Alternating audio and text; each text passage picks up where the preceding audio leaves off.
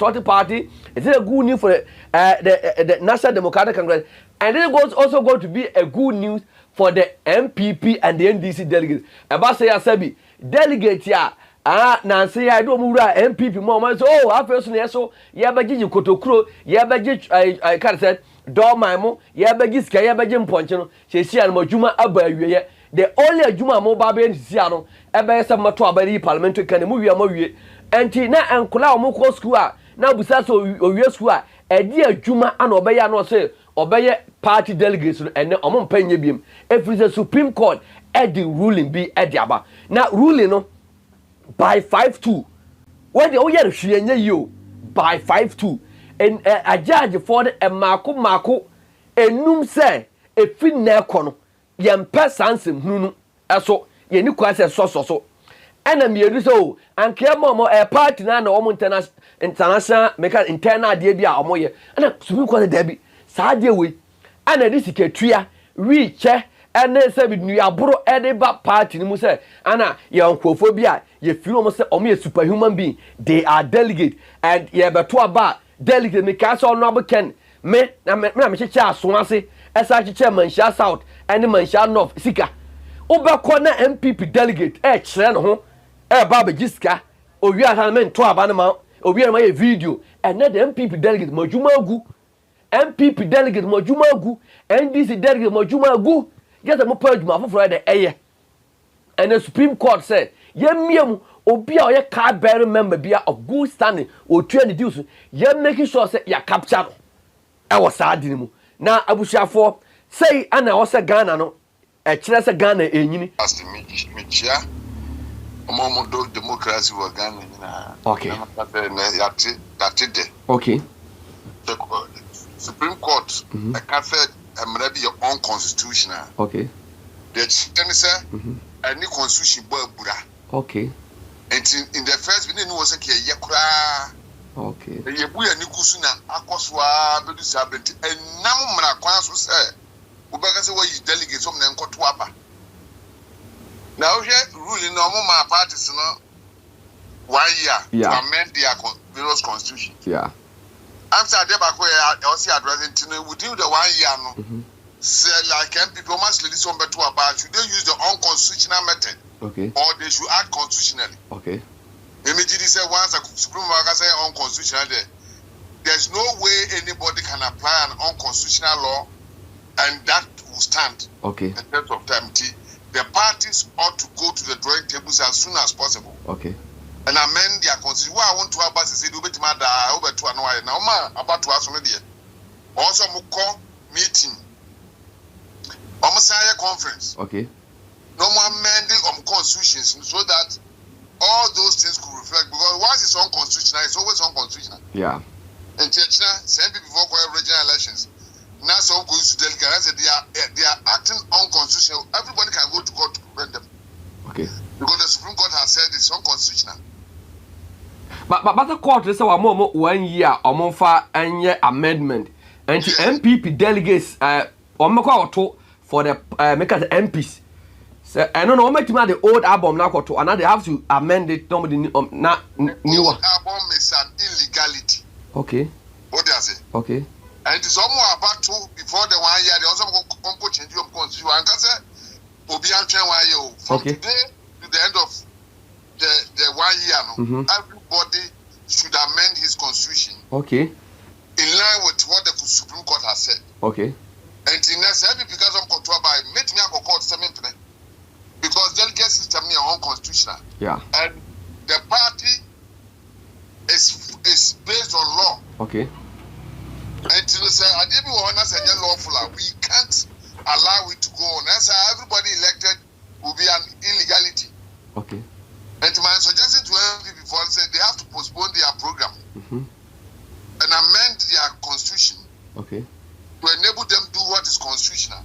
Okay. Okay. Especially those who have decided to put the party to their pocket. Yeah.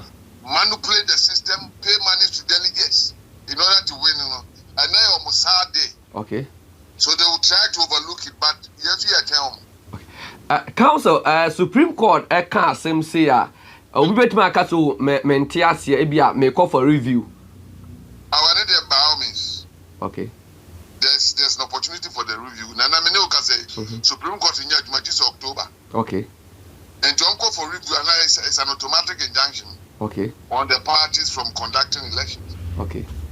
And review a bit dependent on make I say the outcome of judges and panel by 5-2 no. So okokro anam so the 2 ne ba be kan me boa. The 2 no kwa be kan wo de ho a. Say that was 4. But no your lawyer ni na call for review. You look at all those things. Okay. Unless you say what discover maybe Supreme Court first panel no fatal. Okay. Against natural justice and those kind of stuff. No? And yes, I'm a lawyer, magazine go 5-2, the 2 becana 2 no crowd tomorrow. 5-4. Sure. And you know who you know win. Okay. But nobody discover that people are so crucial that they can still proceed and go and convince some of the fights. Okay. To rule in their favor. Okay. Good. Lawyer, I don't know your legal knowledge on this. After the young farmer as NPP ni, as a political party, NPP no, is this news a good news? And also, mwa amanyoku ni share. Oh, so unim the akoso. Yeah. Vaguely. Yeah. When the whole country said we wanted somebody. Yeah. They managed to get people to vote for the person they don't want. They went to election and lost miserably. Yeah. Yes, the feeling was that. So we depend on popular. So get into quiet to man. Sure. Me popular. You be accept because power ni epe. Sure. I was say no. And you share some police station elections here. What happened? What happened in the police station elections is that they make sure they maintain all the delegates. Yeah. You see in the past, no. And as you say, or Pentia, it means you free. I've reduced several complaints. The cases were caught. That's what they account. Okay. Yeah, they are protesting. Yeah. Because of the nature of the delegate system, no. Urgent to fight it. So when unfortunately, those who are fighting within the party didn't succeed. But the ultimate law of the land, the Supreme Court has spoken. Yeah. And it has resolved all those difficulties. And every party member should be happy because you see, politics here is not about personalities. That be. It's about power. Okay. And you to me worship not to say, oh, free cry now you don't want your party to move on. Yeah. Ghanaians want somebody who resonate with all class of people.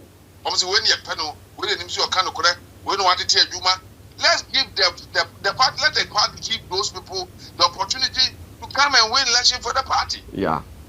But not to say it's a media winner, one degree, when I say on the FM. That is the problem of the NPP. I'm not speaking for NDC. Okay. NPP. And it's a nice, you say, yeah, for your and yet they needful. Now Supreme Court said, all this was unconstitutional. Yeah. And we have to sit up and do what is right so that the party will benefit in the long run. Obviously, you lose parliamentary Caesar.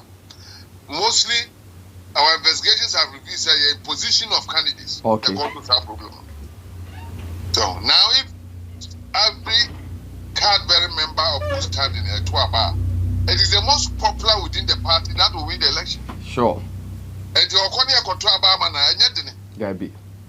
But the Tuaba Vienna, Mutimika said 2 million NPP members and Tuaba. Have we sat down to digest what that means? No. Wow, party no. Moncro for 2 million. Hey, it is serious. And every serious party will sit and say, what does it mean to go for a contest? A wild party put 2 million to amount. There's something wrong with the candidate. Yeah. And this is common sense. Okay. And yet that's Got Manako but what the Musa, and hey, yeah, Asem Messi. Now, young come was saying, the Supreme Court has ruled by a 5-2 majority decision that all registered members in good standing of political parties must be allowed to vote in election of their leaders and candidates. Or say Ghana court to buy time at the Ababe to just say was say obi bia wo ye NDC ni and oye NPP ni na oye of good say can be of good stand na otwa ne dues e ba se ye ba beto aba e de yi franka kura ni any part ni mpanifo a ye mo kwan no mo to aba ne bi na tie o say the decision effectively overturns the long-standing delegate system employed by Ghana's major political parties, paving the way for a one member, one vote system in internal party system. What say? Idea way by and sa because Jinasi or Messina automatically a board delegate system to go a come to your ball and mukra. And none so your NPP ni we are NDC ni now ye make us a member of the party now to your dues we are of good standing. I'll say more now to I was saying the ruling is expected to have far-reach implications for the organization of political parties and the conduct of future presidential, parliamentary, and executive primaries. What's it? A Genesia way aba beto jano e ba be boa na afeso no a si ginaye bia next time MPP ni NDC omo ko to aba e dia be yi omo gina omo namu e wo abato mpasua so aba presem re shebe dwafo anasa de obetu franka any party mpenu make the constituency the regional and the national executive was say a 7-member panel delivered the judgment on Wednesday, July 29th, bringing to a close a constitutional challenge that has generated internal legal and political debate over the extent of democratic participation within political party. Was it said in the way and then a judge for Mako and so on Asem no see you know. Was it a barber boy? Emma Debbie and Chino so about say and a delegate so I said NPP delegate as for me a so about for me MPP MPP Asem nim as for me a so about for as for me yes Christo as for na man kwa me say ye beto aba MPP delegate open kwa minister kwa je pa na chaw see the about was saying the suit was filed by former Minister for Environment and Science, former Minister of Environment, Science and Technology, and Innovative, Professor Frimpong Boateng, veteran politician Dr. Nyawo Tamakro, and former Lands and Forestry Minister Dr. Christian Amoako Nuyama. Because any miensa, I know what time Asem at the court Supreme Court him say, one Ghana atemu about time. Ya person si judge na ayadea ya so da ye ehwehwe aso say MPP ni NDC delegates omo ya so abofo ana ade superhuman being me MPP ni me NDC ni baba se yekoto aba e de ye kanifo a ye se ye frankofo bi delegates who are superhuman being enti musi jinaye na court esi jinaye eso ene de baaye enti nipa miensa omo de koye a former Environment, Science and Technology Minister, Professor Frimpong Boateng, and our face, Owura Baako also can adwin pa yefano, Dr. Nyawo Tamakro, and our face Lands and Forestry Minister, also yefano, Dr. Christian Amoako Nuyama, also Ediako Court. Now saying, they argue that restricting voting right to a limited number of delegates was inconsistent with the democratic principle enshrined in Ghana 1992 Constitution. What say? Say a cast oh, yeah, MPP before, this before. Ne bas ye babe si je babe ye kan ni fo a ye se nkofo bi ne ya from say omo ye delegate ubahina delegate no ye chairman yire chairman kunta chairman office chairman pena me ka me man share south enipa bi akwa so be show me so omo ye delegate they are not even part of the party. What say? The decade Ghana's leading political parties, including the New Patriotic Party, the National Democratic Congress, and the Converted People's Party, have relied on delegate-based electoral college to elect presidential candidate, parliamentary candidate, and national executive. What say? Usha Manyokua, Ketomatra Ghana, Aidu Munkuya, Converted People's Party, CPP, Kwanu Kuma Party, and a Dankado Mobuja for MPP for, and a National Democratic, omo de bia omo se omo na nitia for, anyansa for omo te Ghana. Omo de bia no onye delegate ya ye ma onto oba ti delegate bo Dr. Bawumia Busuani Dr. Bawumia Yere Dr. Bawumia Chronis ana no ma sha abobu na na do Busua for the Chronis ono ma sha abombu no ana Supreme Court say 10 ton tan ye twam. No say under the arrangement voting rights were reserved for selected party executive, constituency officers, and accredited delegates, leaving the vast majority of the ordinary members without a direct say in choosing party leadership. Was it the NPP na NDC for you know?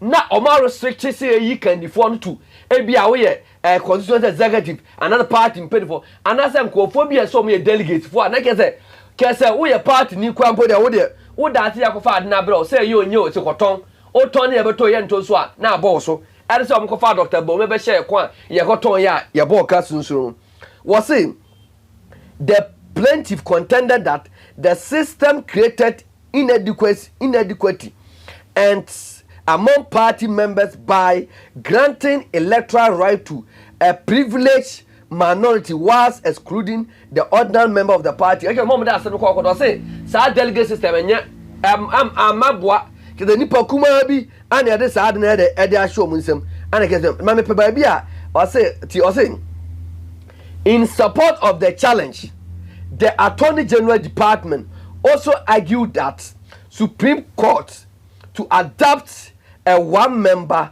one vote approach. Or say Ghana,